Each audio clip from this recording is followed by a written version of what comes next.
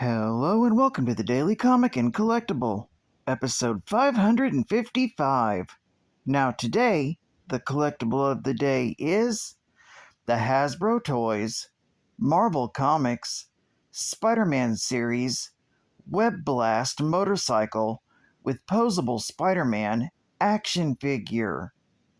You will love imagining Spider-Man zipping through the streets while taking down the bad guys with this Marvel Spider-Man Web Blast motorcycle. You can step into the world of Spider-Man for awesome web-slinging action and adventure. This Spider-Man set includes a 4-inch scale epic action figure of Spider-Man in costume, his trusted motorcycle, and 2 Web Blast projectiles so you can sling webs and become a hero. Defeat the bad guys by blasting webs from Spidey's motorcycle. Simply load web missiles in the undercarriage and press either side button on cycle to launch a web blast. Spider-Man action figure is fully posable too. The included 4-inch scale Spidey features multiple points of articulation for easy posability and displayability in your epic collection. Compatible with other action heroes from the Epic Hero Series collection. Comes in an environment-friendly package without plastic packaging waste. Released in 2022 by Hasbro Toys. Now, the comic of the day is Amazing Spider-Man, Volume 1, issue number 579, with the cover date of February 2009. This issue is part of the Unscheduled Stop arc, with story by Mark Waid, art by Marcos Martin, and cover by Marcos Martin. This story is titled Unscheduled Stop, Part 2. Previously in Amazing Spider-Man. Spider-Man got on the subway, but soon found the subway the target of a vibrational blast.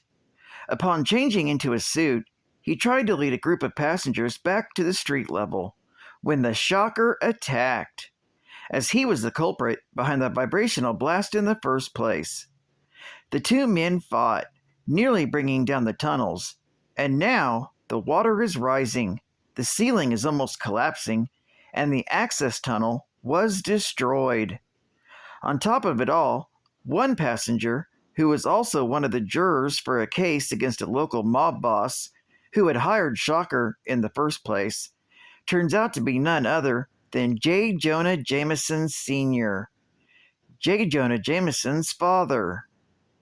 The story opens at the Feast Center. May Parker is disappointed that Peter is late arriving. She sees a report on the TV about the subway car accident, but disregards it upon finding out that it was a private car for the sequestered jurors in the case against Giacomo, a member of the Magia. Meanwhile, Peter tries to quickly web up the ceiling as much as possible, but it's still not holding. Spider-Man tries to get Shocker to reveal how he got down to this level, so that they can all manage to escape with their lives. He threatens Shocker and finally gets a response, but it would lead them up through the broken ceiling. Spider-Man puts on one of Shocker's gauntlets and tries to use it to shake some of the ceiling free. Meanwhile, J. Jonah Jameson and Marla begin their divorce proceedings with their lawyers.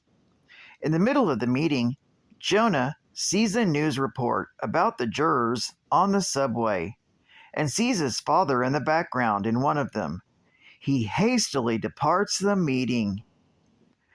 Meanwhile, back underground, Spider-Man is slightly buried, but is soon rescued by the jurors, who dig him out.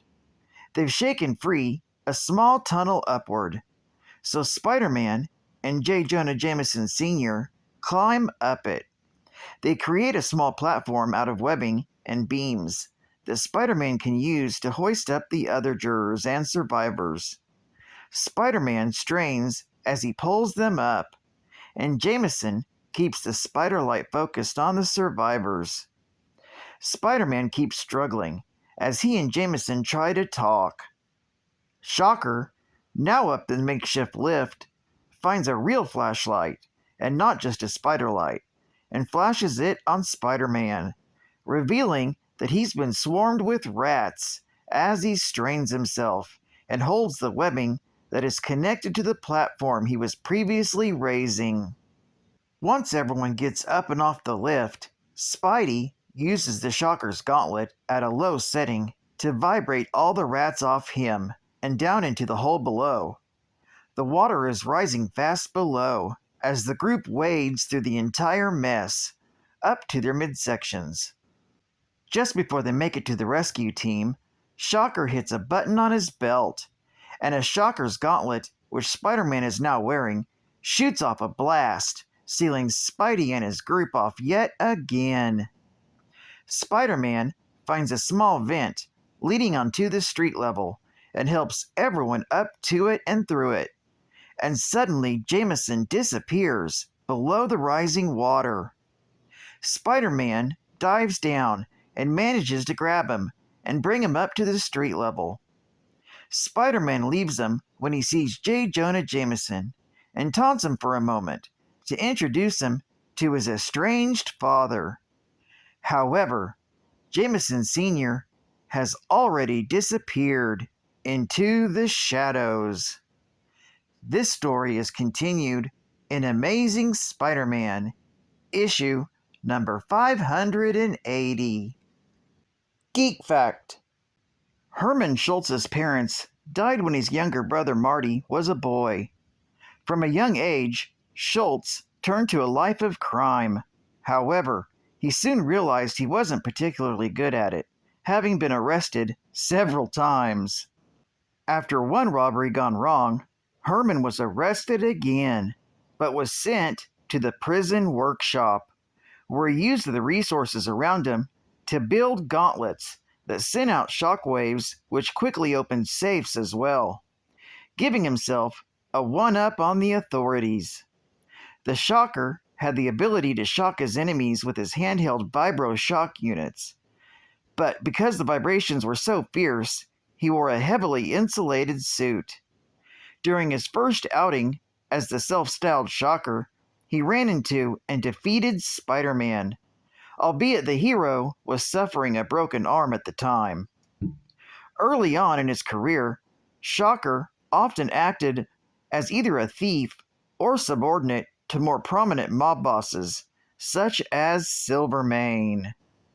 Bonus Geek Fact: the father of J. Jonah Jameson was very distant from his son.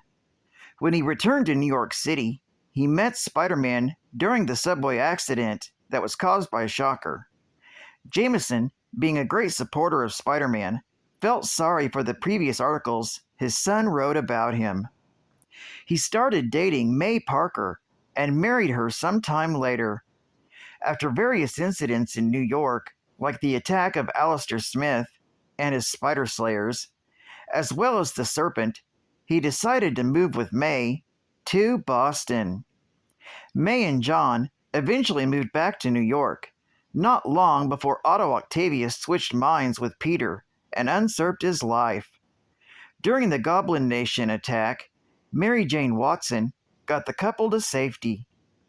After Peter regained control of his body and defeated the Goblin Nation, he apologized for his behavior and decided to check May's hip prosthesis, made by Otto, and promised to sever all his and Parker Industries' ties with Spider-Man. After Peter's company was propelled to success and became a mega corporation, May and Jay became part of the Uncle Ben Foundation, a charity focused on providing help for the less fortunate and raise the quality of life wherever it could be possible. After returning home from Africa, Jay fell victim to a rare and hereditary disease. He was hospitalized at the Mount Sinai Medical Center, where he soon died afterwards. After the demonic entity, known as Kindred, set the stage for his confrontation against Spider-Man, his target of torment, The body of Jay was among those of dead friends and family of Peter, disinterred by the villain and placed at a dining room table. State-of-the-art gaming. Spiderman. Web of Shadows.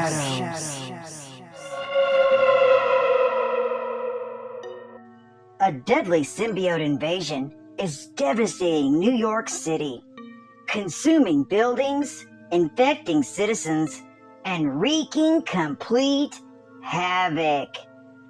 How far will you go to save New York? It's time to side with Marvel's greatest heroes or villains, depending on your actions. Switch freely between red suit and black suit, each with its own unique fighting style. Your decisions in each suit determine whether the citizens cheer on Spidey or run away in fear. Fight on the ground, up walls, and into the air in an all-new fluid combat system.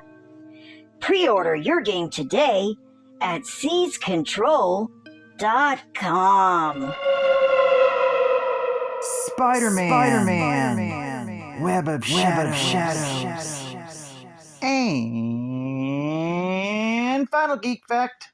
Believe it or not, there actually was a spider cycle, albeit in the animated series.